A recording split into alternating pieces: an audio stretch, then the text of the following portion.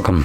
In front of me is a Samsung Galaxy S21 FE, and today I'll show you how you can hard reset the device through the recovery mode. Now this will also remove a screen lock if you have one that you don't know. So I believe there's also a minimum battery requirement, though I am at 69%. Nice. So I should be just fine.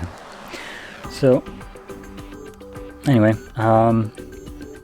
this process does remove a screen lock if you have one that you don't know, and I'll quickly set one up just to prove that this is the case. So I'll go with a pattern. There we go, we got the screen lock now. So to get started, you will want to hold power key and volume down. This will shut off the device, and once it turns off, you want to immediately switch to volume up instead. So that's one thing. And number two, I also need a cable so I can actually plug it in. So give me a second for...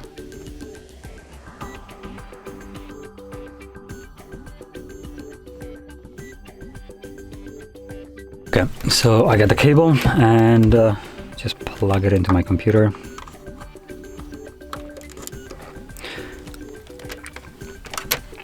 So simply connect it to your phone right now, and like I mentioned, we're gonna start off by holding power key and volume down at the same time. This will turn off the device, and once it's off, you want to switch to volume up instead.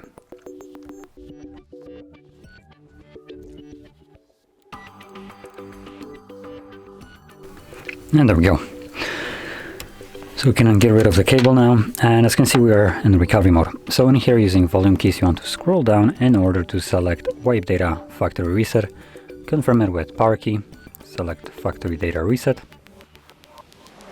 and there we go, data wipe complete. Reboot system now will be selected by default once it's finished, so press power key once again, and this will reboot the device and continue the process in the background.